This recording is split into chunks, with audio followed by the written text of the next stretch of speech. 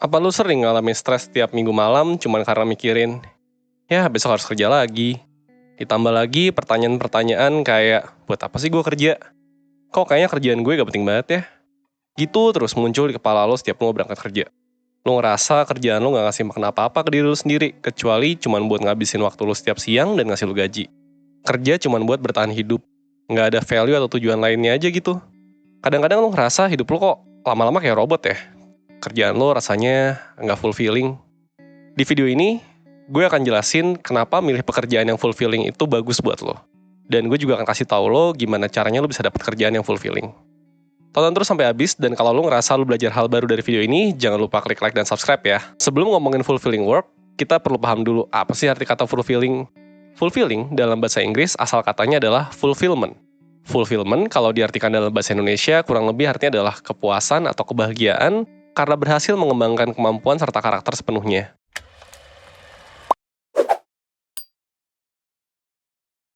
Nah uniknya nih, kata fulfillment sendiri baru muncul di kamus tahun 1775. Sebelumnya, kata ini tuh nggak ada. Kenapa? Ya karena orang tuh nggak pernah mikir bahwa kepuasan terutama di bidang pekerjaan ini adalah sesuatu yang penting buat hidup mereka. Jadi dalam puluhan ribu tahun pertama hidup manusia di dunia ini, termasuk di zaman manusia purba masih jadi pemburu, sampai jadi tentara di abad pertengahan, orang tuh hidup ya hidup aja. Kayak yang sempat tadi gue gambarin aja soal perasaan lo. Hidup tuh ya cuman buat bertahan hidup aja.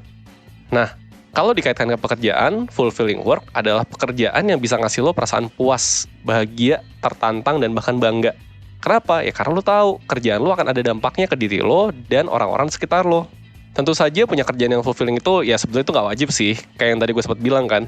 Manusia tuh udah puluhan ribu tahun hidup tanpa nyari fulfillment, terus ya hidup-hidup aja gitu kan. Tapi 1% percaya bahwa ada cara hidup yang lebih baik, produktif, dan menyenangkan di abad 21 ini.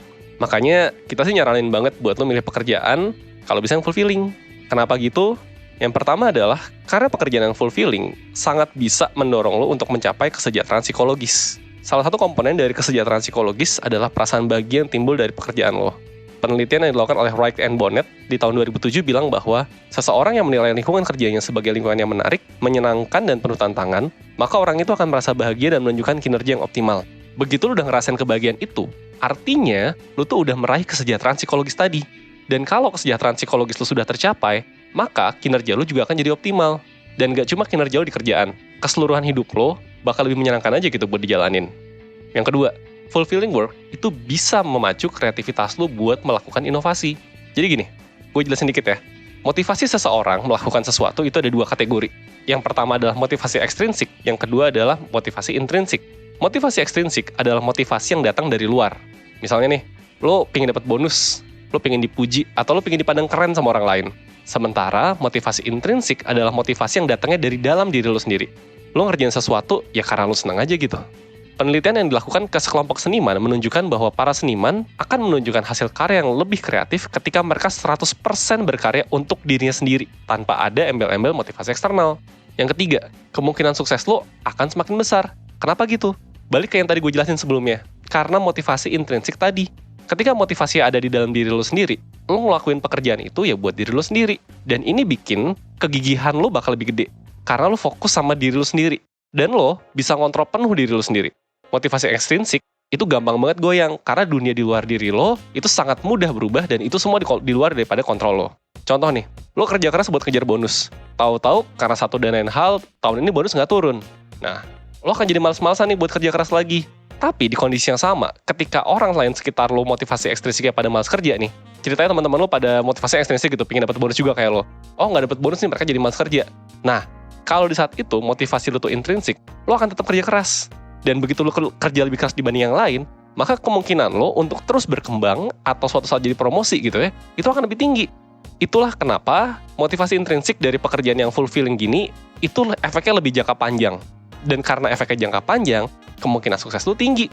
Kenapa? Karena sukses itu adalah game jangka panjang, bukan game jangka pendek. Nah, kalau lu udah ngerasa nih, sekarang kerjaan lu udah fulfilling, ya udah, it's very very good. Lu tuh beruntung, karena nggak banyak orang yang bisa sampai di titik ini. Nah, tapi kalau ternyata belum, lu akan terus bertanya-tanya nih, gue harus gimana ya buat menemukan pekerjaan yang bisa ngasih gue kepuasan? Nah, habis ini gue akan jelasin langkah-langkah yang bisa lo lakukan supaya lo bisa menemukan pekerjaan tersebut.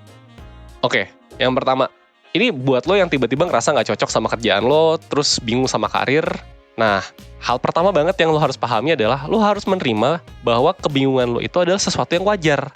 Jangan lo ngerasa diri lo sendiri yang mengalami ini, dan itu akan bikin lo jadi tertekan. Sebagian besar orang ngalamin ini kok. Ada sih orang-orang yang beruntung dari awal karirnya langsung bisa nemuin gitu kerjaan yang fulfilling. Tapi itu dikit banget. Jadi lo gak perlu khawatir, yang lo alami itu normal.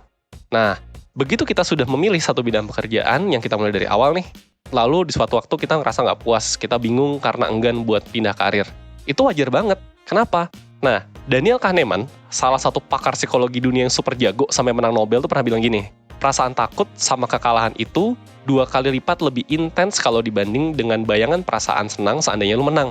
Jadi itu tuh wajar gitu. Kenapa? Karena lu udah pernah gagal, lu tahu rasanya nggak enak tuh gimana gitu. Rasanya masuk ke pekerjaan yang lu ternyata nggak suka. Dan rasa takut itu sangat wajar buat mendominasi perasaan lo dibandingkan keinginan lo buat, oh gue nyoba deh, supaya lo nanti bisa berhasil pada kesempatan berikutnya. Pencarian lo akan pekerjaan yang fulfilling ini bisa jadi berhasil, bisa jadi enggak. Tapi yang pasti nih, kalau lo nggak nyari, ya udah pasti nggak akan berhasil. Jadi, setiap kali lo ngerasa galau mau pindah kerja atau enggak, ya jangan langsung hakimi diri sendiri. Terima aja dulu bahwa galau lo tuh normal. Ingat ya, itu tuh normal. Lo gak lantas menjadi lemah, aneh, atau apapun karena merasa hal seperti ini, itu tuh normal. Berikutnya, kalau lo udah memutuskan buat mencari pekerjaan lain yang fulfilling, lantas lo mesti ngapain coba? Ya jelas, lo harus cari, lo harus explore. Gak ada cara lain, lo harus explore sebanyak mungkin hal yang bikin lo penasaran. Ingat yang tadi ya, nyari itu bisa ketemu bisa enggak, tapi kalau nggak nyoba ya udah pasti nggak ketemu gitu. Terus lo refleksi deh dari pengalaman-pengalaman lo, dari masing-masing pengalaman lo itu yang mana sih yang bisa ngasih lo fulfillment lebih dibanding yang lain. Nah, kalau udah nemu tuh satu pekerjaan setelah lo explore, oh yang ini nih, ini gue seneng banget lakuinnya, baru settle di situ. Cara explore itu tuh nggak harus resign lo by the way. Misalnya lo sekarang kerja jadi anak marketing di sebuah perusahaan, tapi sebenarnya lo punya passion buat jadi fotografer. Ya lo bisa aja kan belajar jadi fotografer di luar jam kerja. Terus ya udah ambil job-job freelance aja dulu buat explore kemungkinan karir lo sebagai seorang fotografer. Kalau bahkan lo buat jadi freelancer pun lo belum pede, ya lo jadi volunteer aja dulu. Ada banyak banget kegiatan di dunia ini yang butuh volunteer. Contoh nih, di sekitar lo ada LSM yang kerjanya bantuin anak-anak terlantar. Ya lo bisa daftar jadi volunteer buat jadi dokumentasi misalnya. Aristoteles tuh pernah bilang, saat apa yang dunia butuhkan beririsan dengan bakat lo, disitulah lo harus bekerja. Coba ingat-ingat lagi, apa sih bakat atau keterampilan lo yang bisa dijual karena saat ini industri lagi butuh? Misalnya ternyata lo punya bakat gambar gitu. Nah yaudah, lo coba deh cari di internet kerjaan-kerjaan apa sih yang membutuhkan kalian menggambar. Lo tinggal bikin beberapa contoh gambar yang bisa dipakai untuk mulai mencari pekerjaan di bidang menggambar. Nah, terakhir, ini penting nih. Kalau lo mau benar-benar memiliki pekerjaan yang fulfilling, ya lo harus berani untuk ambil langkah untuk pindah. Nemu doang, tapi lo nggak pindah. Ya ngapain, yang ada malah lo kepikiran sepanjang hidup lo gitu. Tapi ingat ya, lo harus punya perencanaan matang.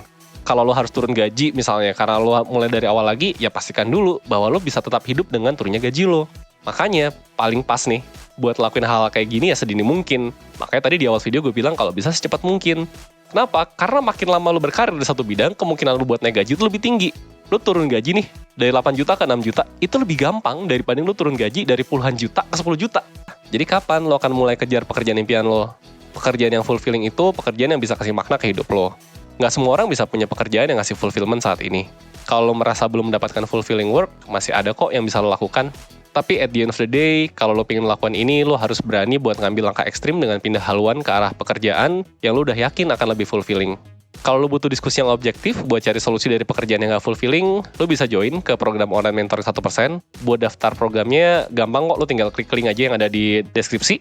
Akhir kata, gue mau kembali mengulang hal yang udah beberapa kali gue sebut tadi. Nyoba itu emang belum tentu berhasil, tapi kalau gak nyoba ya udah pasti gak berhasil.